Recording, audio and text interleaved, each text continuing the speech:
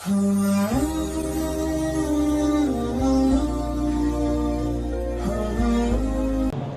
ridho dengan pekerjaanku hari ini.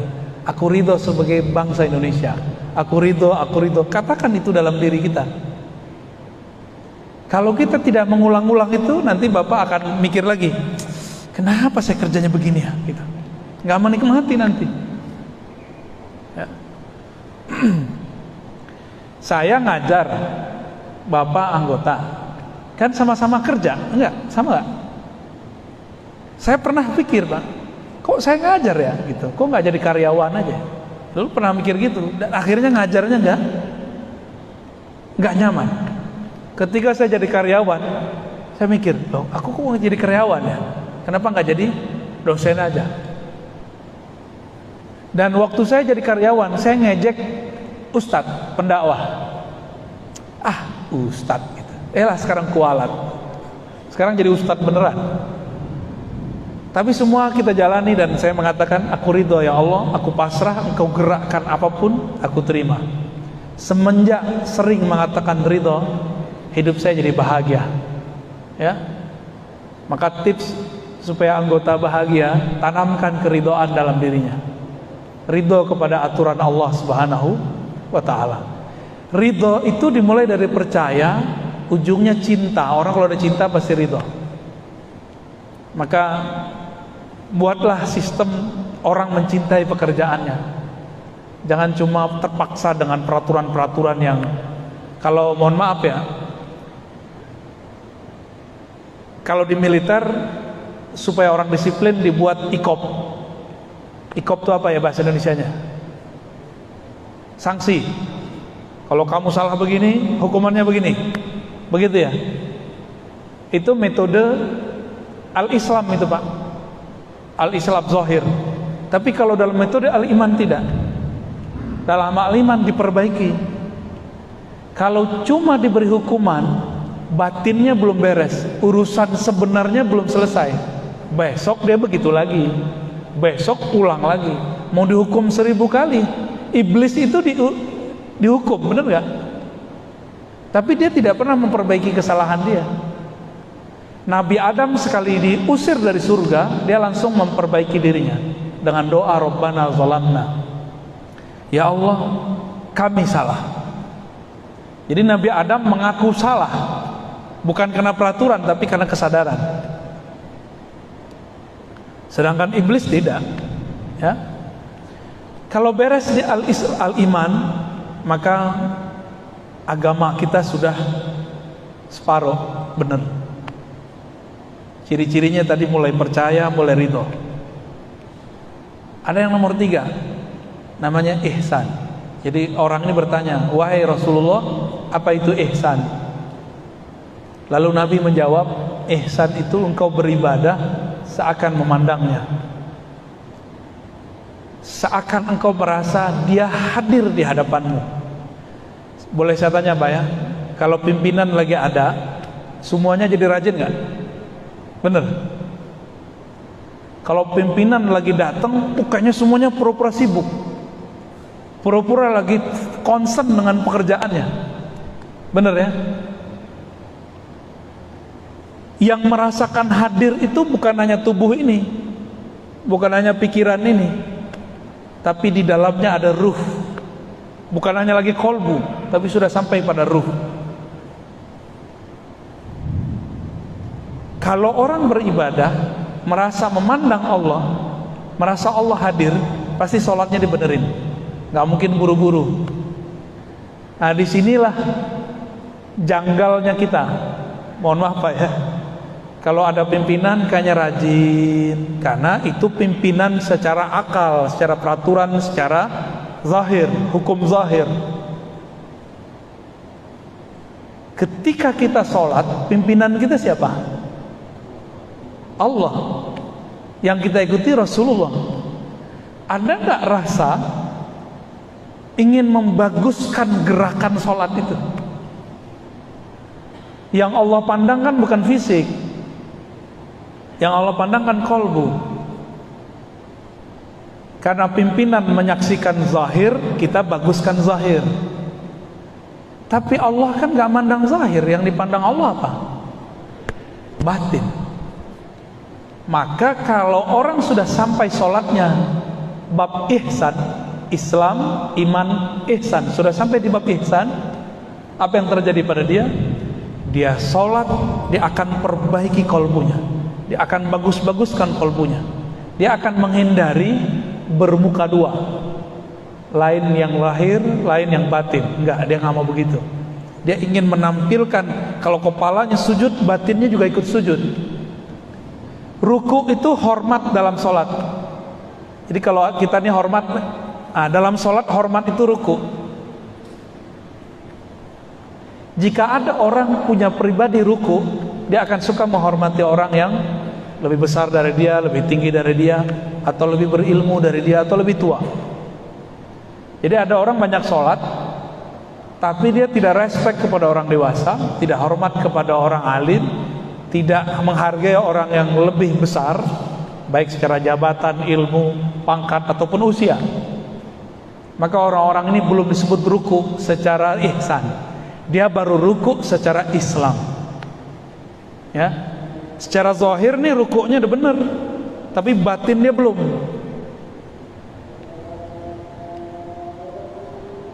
Mau nggak begini, Pak? Ada seorang perempuan bilang cinta kepada kita. Dia bilang, aku cinta kamu. Tapi yang dia mau sebenarnya gaji kita. Gimana? Zahirnya dia melayani kita, buatin minum, tapi batin dia nggak mandang kita. Yang dia pandang dompet.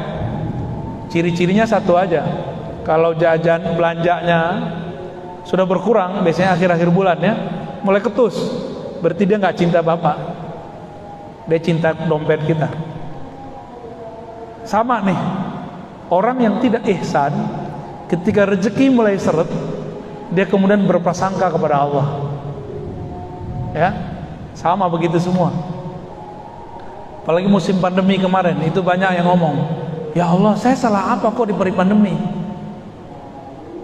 Padahal pandemi baru 2 tahun, 2 tahun lebih dikit.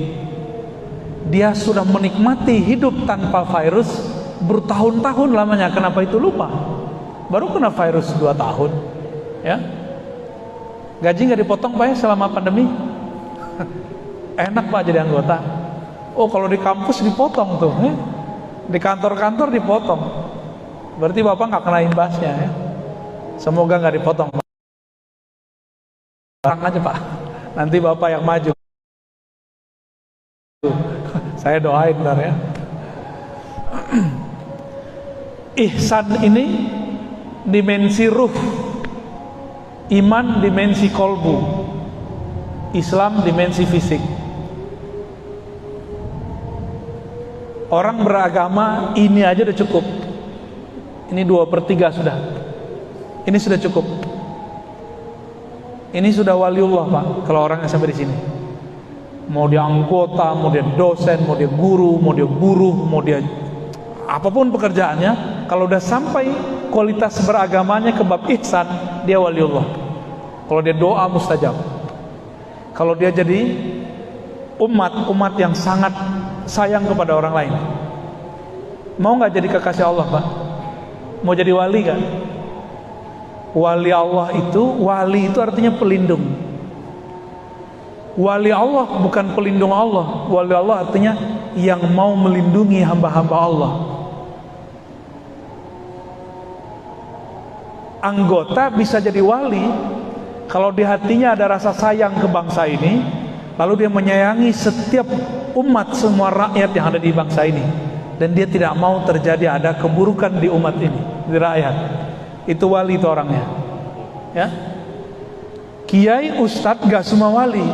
Kiai ustadz yang wali, yang setiap hari berdoa supaya tidak ada konflik di umat, supaya tidak ada kerusuhan, supaya umat tuh saling sayang menyayangi aja.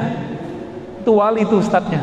Tapi kalau ada ustadz sukanya menyulut perbedaan, jontok-jontokan, oh itu wali setan itu, walaupun penampilannya ustadz. Jadi Bapak bisa jadi wali, potensi sama dengan kita. Jadi kalau anggota ini semuanya bekerja, bukan sekedar mohon maaf, ingin mendapatkan gaji, tapi dia berpikir, aku ingin mengabdikan diriku membangun bangsa ini. Itu kolbunya kolbu wali itu. Maka kita sama-sama Pak bangun bangsa. Saya bangun lewat pikiran dan kolbu, lewat ruh. Bapak bangun lewat menjaga itu semua. Ya. Adik, pertanyaan yang terakhir tentang as-sa'ah. Apa itu? Kapan kiamat? Apa tanda-tanda kiamat? Maka muncullah satu ilmu tentang akhir zaman. Ini Bapak kalau jamaah YouTubiah, itu banyak orang membahas tentang akhir zaman. Ya. Oke, baik. Maka seperempat terakhir dari ilmu ini, ilmu pilar agama adalah tentang mengerti akhir zaman. Ini saya berharap jangan berpikir, oh kita ini masih lama di dunia. Bumi ini sudah sangat tua. Ya. Kemarin saya membahas dengan kawan-kawan saya yang mereka ahli perminyakan. Jadi kerjanya ngebor 5 sampai 6 kilo ke dasar bumi. Dan dia sangat mengerti lapisan-lapisan bumi. Apa kata dia? Kami ngebor dan menemukan fosil-fosil yang umurnya 60 juta tahun sampai 100 juta. Jadi kita ini kan sudah bagian atas. Bumi ini sudah sangat tua. Dan ini adalah puncak eksploitasi bumi terparah dalam sejarah umat, sejarah manusia. Nah, ini masanya Pak. Maka sebenarnya masa ini sudah pendek. Ya, masa ini sudah pendek. Semua kecanggihan sudah ada, semua sudah serba instan. Makanya 20 tahun rasanya sebentar. 5 tahun kayaknya baru 5 hari kemarin, ya. Nah, ketika mau belajar al-Islam, al-iman, al-ihsan, as-sa'ah, kiamat, nah kita mulai menyebut inilah 4 pilar agama. Jadi Bapak, Saudara kalau mau belajar tentang agama, pelajari agama dengan 4 pilar ini. Kalau enggak, agamanya enggak sempurna. Jangan hanya sibuk mengenal sunnah bid'ah, halal haram, enggak cukup. Harus masuk ke bab iman. Enggak cukup, harus masuk ke ihsan. Enggak cukup, harus masuk ke bab tentang akhir zaman. Ya, lebih kurang itu yang bisa saya sampaikan. Ada yang mau ditanyakan?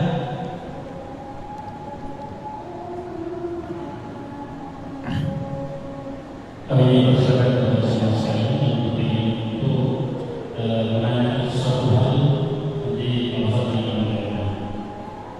Silakan ada yang bertanya.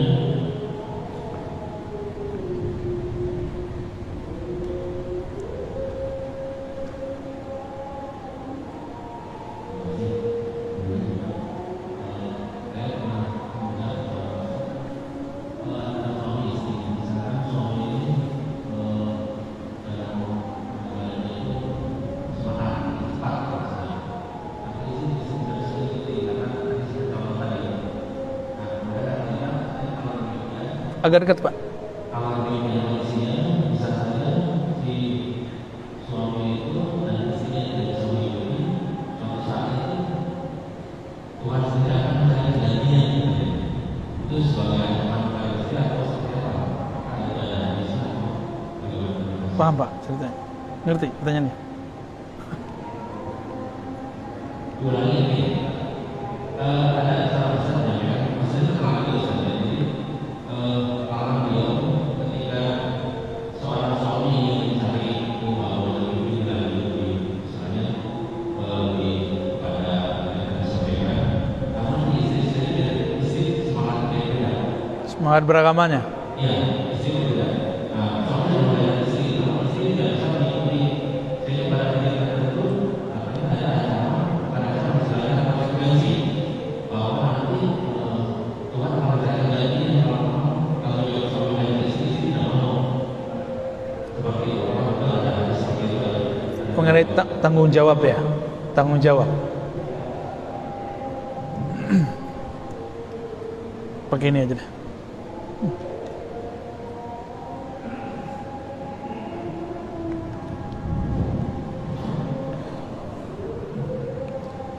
tanggung jawab antara suami istri ketika ada perbedaan. Ya, seorang suami itu kewajibannya menafkahi. Adapun agamanya istri itu tidak boleh memaksa. Bahkan ada ungkapan la ikraha fid din, tidak ada paksaan dalam beragama. Oleh karena itu di dalam Islam seorang laki-laki muslim boleh menikahi perempuan non muslim. Kenapa?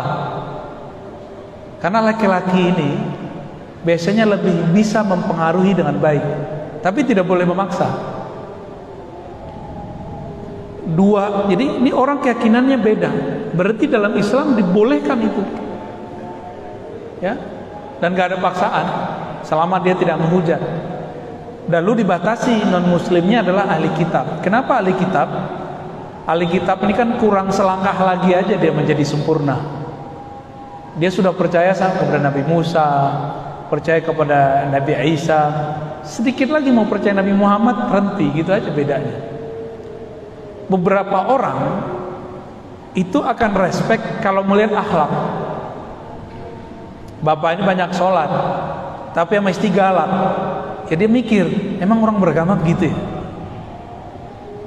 Ada non muslim, dia nggak sholat, tapi dia rapi, dia ramah. Mungkin itu lebih menarik. Nah, jangan sampai ancaman itu ada sebelum rahmah, kasih sayang dalam beragama itu muncul. Jadi saran saya, sikap-sikap tegas begitu itu dihindari dulu. Harus samain dulu frekuensinya. Jadi biasanya suami istri yang begitu, dia belum belajar sampai ihsan. Kalau al-Islam itu normatif, Pak. Kamu nggak mau, ya sudah, kita putus. Itu al-Islam. Tapi orang kalau sampai al-ihsan, belum mau deh, ya sudah, kamu lihat aja ya. Gitu. Ini beda orang nyampe di ihsan, Pak. Di al-Islam, kalau ada orang nggak sholat, apa kata dia? Oh, pemaksiat, neraka. Dalam orang belajar fikih, ngelihat ada laki-laki perempuan jalan bareng, mojok nih, maksiat lagi nih. Tapi kalau udah masuk bapak al-ihsan, dia nggak begitu ngomongnya. Oh mungkin suami istri kali. Kalau ada orang yang belum sholat, kita lagi sholat nih. Oh mungkin dia lagi mengundur sholat kali. Mungkin dia sholatnya nanti. Jadi dalam al-ihsan itu rahmahnya yang dimunculkan, kasih sayangnya. Ancaman belakangan. Ini ciri-ciri orang kalau berdebatnya sudah sampai di al-ihsan. Saya benar, tapi Anda mungkin lebih benar gitu. Tapi kalau dalam bab al-Islam, Pak, saya paling benar. Yang beda dengan saya beda dengan Allah dan Rasulnya. Gitu. Kamu kalau nggak ikut saya, kita selesai. Ini orang-orang beragamanya baru sampai seperempat, baru zahir-zahirnya. Nah, saya tidak menyarankan ikut ala begitu, Pak. Ya, kita beragama jangan stagnan di al-Islam, harus masuk ke al-iman, masuk ke al-ihsan. Kira-kira gitu, Pak ya. Gimana? Ada lagi? Cukup? Ya. Assalamualaikum.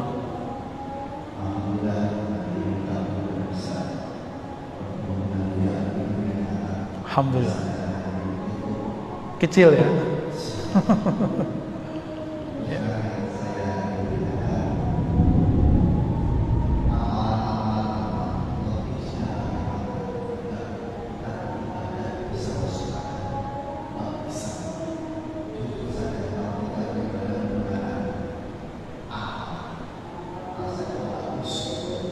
Ya. Iya, salah. Bagaimana cara supaya ibadahnya sampai kualitas ihsan? Jika ibadah zahir kualitas al-Islam, mesti ada mentor guru ngaji. Dulu ada guru ngaji nggak? Yang ngajarin rukun sholat, yang batalin sholat, syarat sholat. Lalu dicontohkan oleh guru. Karena guru kita mengajarkan yang zahir, kita mencontoh zahirnya, bacaannya, model gerakannya. Sampai kemudian saya yakin nih bapak-bapak ini waktu dulu masih anak-anak itu sholat sering ngikut temannya tuh, ya, sering ngerjain temannya, canda-candaan, bener ya? Karena anak-anak dia sholat bukan dengan akalnya, juga bukan dengan kolbunya, tapi dia ngelihat gerakan fisik gitu. Lalu bagaimana cara supaya sholat sampai pada tahapan ihsan? Jika zahir harus ada mentornya, apalagi batin, apalagi ihsan. Supaya badan ini berotot, kita ikut fitness. Kalau anggota lagi awal-awal masuk kan gak perlu fitness, tapi kan ada komandannya, ada yang mentrainingnya. Push up sekian setiap hari, sit up sekian setiap hari, dan itu kemudian sampai jadi habit. Akhirnya gak perlu lagi ada pendamping. Saya kan bukan anggota, kalau pengen berotot saya datang ke tempat fitness dan saya bayar trainer biar tubuh berotot. Dan ada latihannya gak? Latihan itu bahasa Arabnya riyadhah. Apa arti riyadhah? Gerakan yang dilakukan berulang-ulang. Benar gak? Biar berotot, push up-nya berulang-ulang. Biar nembaknya jago, sekali dua kali itu berkali-kali. Dulu awal nembak langsung tepat gak Pak sasaran? Ya, sama. Kalau mau nembak kolbu juga ada latihannya. Ya, itu kita sudah latihkan. Semua orang bisa, kan Bapak punya kolbu, bisa dilatih Pak. Akal pakai sekolah, kolbu pakai riyadhah. Riyadhah latihan. Tapi kolbu itu dia punya puncak terdalam namanya ruh. Ruh itu dia nggak butuh latihan, dia butuh ma'rifat. Ma'rifat itu kalau diterjemahkan knowledge, keilmuan, ilmu murni. Jadi kalau ada orang mengajarkan khusyuk dengan zikir, itu khusyuknya di kolbu. Kalau ada yang mengajarkan khusyuk itu gerakannya harus begini, berarti dia baru khusyuk pada fisik. Tangannya harus begini, sarungnya harus di atas mata kaki. Akhirnya debat di situ aja. Tahu kan perdebatannya? Jadi kalau dia khusyuk sholat bener itu baru pada tataran salana jingkrang, baju begini, gerakannya begini, itu zahir. Dan itu supaya bisa mencapai yang zahir harus berulang-ulang. Berulang. Untuk kolbu juga ada latihannya. Kolbu itu latihannya nyebut nama Allah. Palet Kol Firdaus itu sudah latihan lama Pak dengan saya. Ya, kalau sholat itu sudah asik gitu. Ya, walaupun sesekali masih ada lintasan set, itu normal. Nanti Bapak ngobrol banyak dengan Pak Etkol ya. Nanti ditalkin zikir dulu. Talkin itu semacam menanam cahaya. Nanti dilatih riyadhah, di maintenance itu. Bukan hanya dalam militer aja ada kepangkatan, dalam kerohanian juga ada kepangkatan Pak. Puncaknya disebut wali. Wali ini juga ada strukturnya, simbol-simbol. Kalau saya kan nggak ngerti, ini ada 2, ada 3, itu saya nggak ngerti nih. Bapak aja yang ngerti, karena sesama anggota. Kalau saya ngertinya bagian yang kolbu Pak. Wah, ini kolbunya kualitasnya segini, itu kita bisa cek. Jadi supaya bisa sampai pada tahapan ihsan, harus berguru kepada guru yang pakar ihsan. Jangan tanya khusyuk ke orang yang cuma mengerti al-Islam. Nanti diajarin sholat celana jingkrang doang Pak. Celana jingkrang, jenggot harus panjang, gerakannya harus begini. Sibuk di situ aja.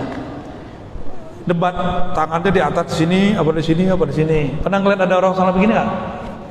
Jadi dia mengira itulah cara khusyuk. Itu khusyuk zahir, bukan khusyuk yang batinnya. Batinnya belum deh. Ya. Apa kata Nabi? Sallu kama ra'aitumuni usalli. Salatlah kamu seperti kamu memandangku. Ahli zahir memandang zahir Nabi, ahli rohani memandang rohani Nabi. Nah, itu harus dilatih Pak. Dilatih. Sahabat-sahabat itu udah tua-tua, ketika ngaji kepada Nabi itu dilatih juga. Apalagi kita. Jangan-jangan selama ini kita baru melatih zahir, melatih akal dengan sekolah. Mau naik pangkat, sekolah dulu. Kapan kita mau latih kolbu? Ya, harus latihan Pak. Cuma sayangnya sekolahnya nggak ada yang resmi, sekolahnya informal semua untuk kolbu itu. Tenang Pak, nanti kalau Bapak ngikutin terus ada latihan-latihannya, insya Allah ya, supaya lebih kaya rohaninya, nggak hanya hebat di sini, kuat di fisik, tapi juga ada kekuatan rohani, insya Allah ya. Harus berguru, ikut latihan dia, ridho kepada Allah, nanti insya Allah nyampe di sana ya. Gimana? Cukup? Udah jam 1? Masih ada? Tadi di belakang ada satu orang. Oke, silakan.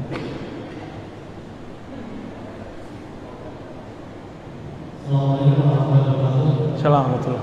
Kami sering memperhatikan Ustaz di YouTube saus pemahaman Ustaz.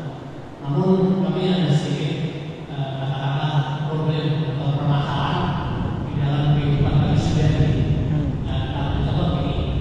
Misalnya dalam satu soal masjid kami ini ada kelompok-kelompok yang seperti Ustaz sampaikan.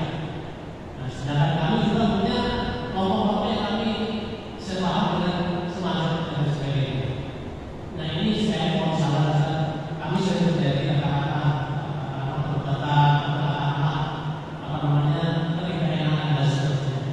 Nah, sikap apa yang harus kami ambil? Apakah kami tetap tegas dan kami yakini kata-kata kami sebagai pemahaman aja, apakah kita bersifat lunak terhadap mereka yang memaksakan seperti yang dari contoh saja? Demikian. Assalamualaikum warahmatullahi wabarakatuh. Iya. Kalau anggota kayaknya enak Pak, tinggal perintah pimpinan ya. Cuma itu tahannya cuma di zahir. Saran saya harus ada kewajiban memahami agama dengan kurikulum yang 4 tadi, lalu ditrainingkan. Belajar al-Islam lewat mazhab, nanti dibuat penjelasannya. Itu pemahaman yang saklek tadi, nggak bisa dia papain kalau nggak dilawan pakai dalil yang memblok pikiran dia sehingga dia jadi keras. Itu kan dalil yang dia dapat dari ustadz dia. Maka kita harus punya dalil yang kuat. Masalahnya Bapak ini kan bukan sekolah untuk dalil, jadi jangan tangani sendiri, panggil ahlinya, lalu ajak mereka diskusi pelan-pelan Pak, diwajibkan hadir. Kalau gini kan kita datang, mereka pergi. Sama di luar begitu juga. Karena mereka punya ada keyakinan bermajelis dengan yang berbeda paham itu bid'ah. Ya, ini jadi problem. Lalu gimana sikap kita di luar kalau Bapak tidak pakar? Nabi mengatakan irhamu man fil ard yarhamkum man fis sama. Sayangi makhluk di bumi, maka yang di langit sayang kamu. Jadi jangan bersikap keras, Pak. Tidak ada kekerasan yang bisa membuat orang sukses beragama. Dan lalu Nabi mengatakan jika ada kelembutan melawan kekerasan, pasti kekerasan kalah. Mohon maaf nih, Bapak ini kan tegas, di rumah kalah paling sama istri. Ya, karena istri itu senjatanya kelembutan, kemanjaan. Ya, itu bisa mengalahkan orang keras. Filosofinya lihat aja, ini kan hujan nih, air netes ke batu, kok bisa? Maka lembut itu bukan sekali dua kali, lembut itu terus kita teteskan kelembutan itu kepada orang keras, pasti nanti akan berefek. Jadi menghargai orang, ngalah itu bukan berarti kita sekali ngalah, tapi kita terus, Pak. Ya. Itu tipsnya lebih kurang ya. Wallahu a'lam bishawab. Gimana?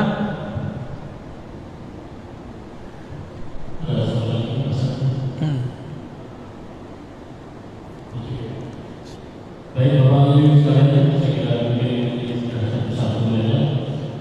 Insyaallah kajian kita pada saat hari ini adalah sedikit masukan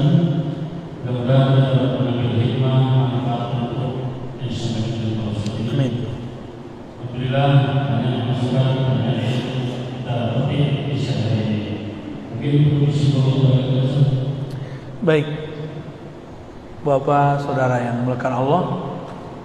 Jadi kenapa ada kawan kita saklek, kawan kita keras? Karena dia beragamanya baru seperempat yang pertama. Dan saya berharap bapak-bapak ini menjadi contoh nanti orang yang memulai belajar agama dari 4 sisi itu. Nanti akan menjadi lebih adem, beragamanya lebih luas, nanti akan gampang menghargai orang. Saya tutup dengan kalam Imam Abu Hanifah, a'lamun nas biddin a'lamuhum bil khilaf. Orang yang paling mengerti agama, orang yang paling mengerti cara berbeda. Ya, mari pelajari perbedaan-perbedaan itu, kita nanti akan hidup lebih nyaman, lebih soft, lebih bahagia. Ya, insya Allah. Demikian dari kami, semoga bermanfaat. Wassalamualaikum warahmatullahi wabarakatuh. Assalamualaikum warahmatullahi wabarakatuh.